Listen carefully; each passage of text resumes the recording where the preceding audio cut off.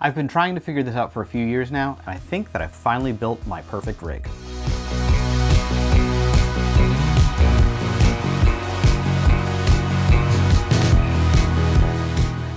Filming on our phone is great because it is so convenient. It's the camera that we've always got with us, but even more so, it's an incredibly powerful camera.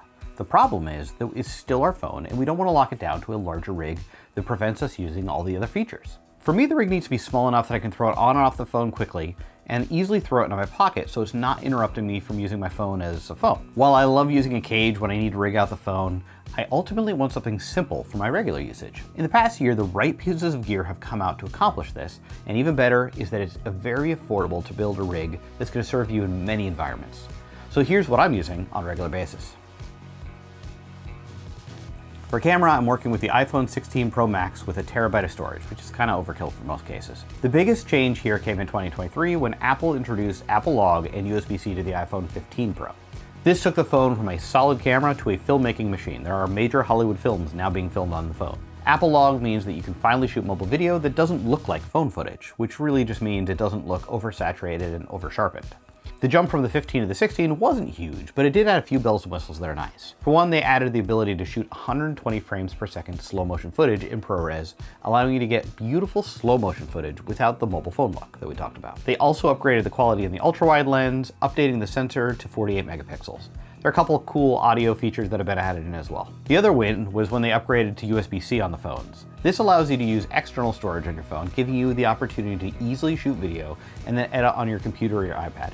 I love that you can edit on a phone, and I do that sometimes. But the ability to edit on a higher-end machine like the one behind me makes the process so much more enjoyable. To be honest, the main reason I upgraded this year was to give myself a second iPhone with ProRes. I previously was working with an iPhone 14 Pro and an iPhone 15 Pro Max, which is what I'm filming this video on right now. But thanks to a deal, I was able to trade in my 14 Pro to get the 16 Pro for a pretty decent price. This gives me two cameras that shoot pretty similar footage, which is great for creating content.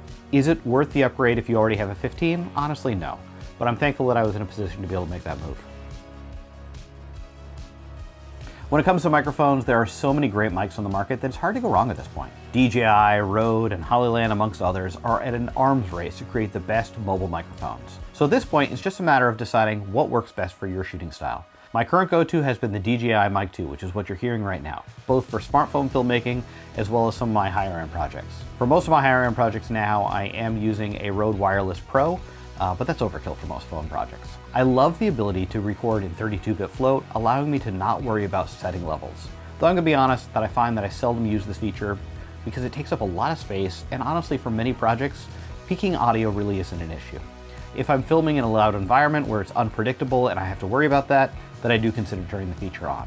The DJI Mic 2 has been my go-to thanks to the ability to throw a lav mic on it, which is actually what I'm doing right now. I'm usually using the lav mic that was included with some of my older Deity Pocket mics, so it's a pretty decent mic.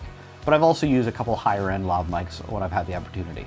The only real issue I've run into has been user error, so just learn your gear and make sure you're testing it to make sure you know how everything works. Outside of the lav usage, in a pinch, I can throw it on my shirt, or I can hold it for a quick video and not worry about any major issues. I am intrigued by things like the Rode Wireless Go 3 and the Hollyland Lark M2S, but at this point I don't see a reason to upgrade. These haven't failed me yet. When it comes to hard drives, this is one area where I do change it up on a pretty regular basis, depending on what I'm doing. I've got 3 go-to options and a bonus 4th that I'm going to be testing out. It all depends what I'm shooting and what sort of rig I've got set up. For most times, when I'm just grabbing a quick shot, I'm going to use the internal storage. Part of the reason why I got the 1 terabyte, so I don't need to worry about it. These are the times when I'm grabbing footage that I might not have planned on.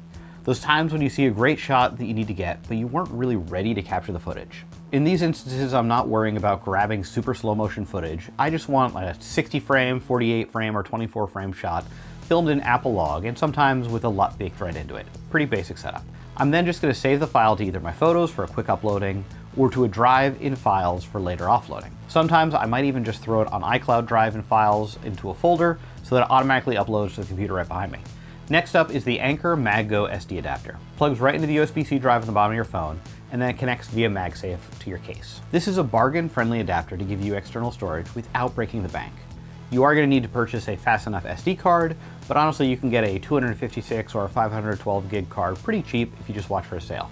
You just want to make sure you're buying from a reputable brand, and the card you're buying is fast enough to capture footage that you want to capture. The biggest limitation here is that you cannot capture 120 frames per second ProRes footage to this drive.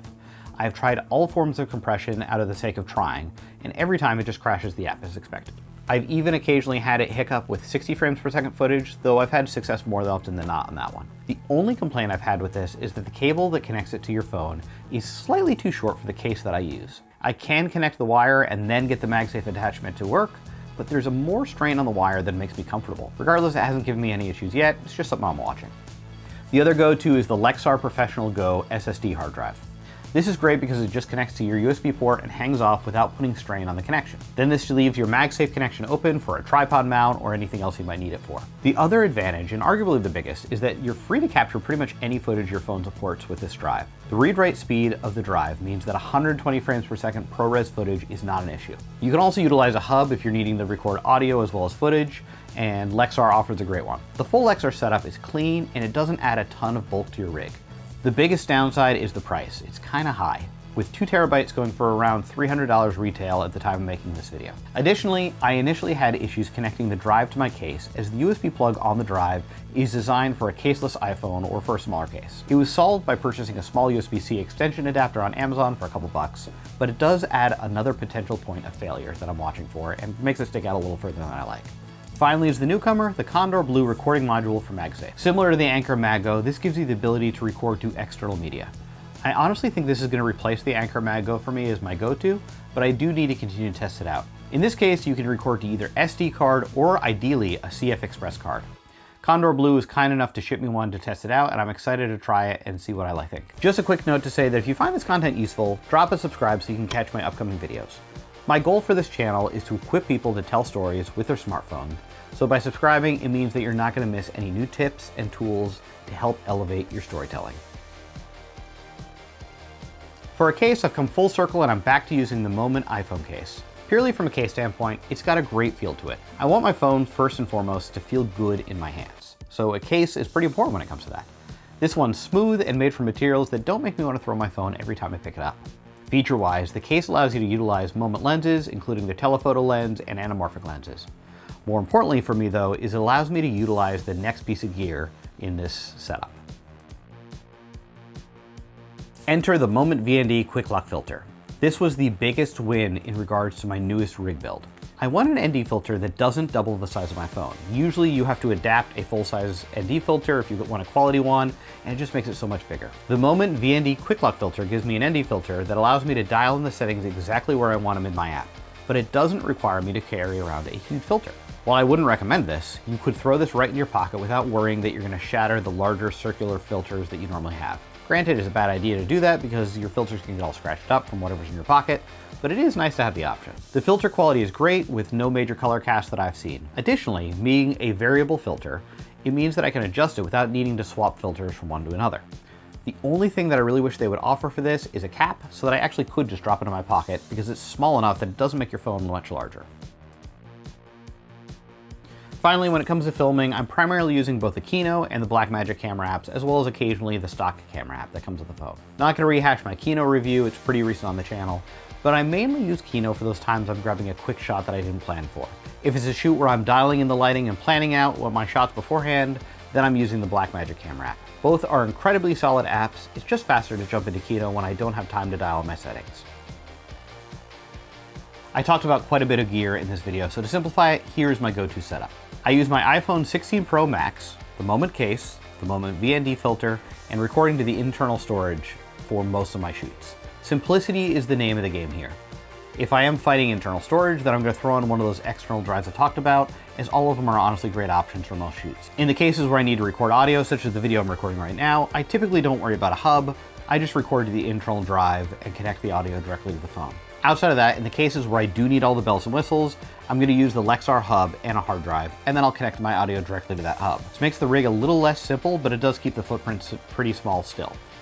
In most setups though, I don't use all the bells and whistles all at once. So here's the thing though, this isn't the perfect rig for everyone. If you find that you frequently need all the accessories, this does limit you. But that's the great thing though, you can build out your rig to fit your shooting style. This is just one way to do it. All of these are just tools to accomplish your ultimate goal, telling a good story. Because remember, it's not about the gear, it's about the story.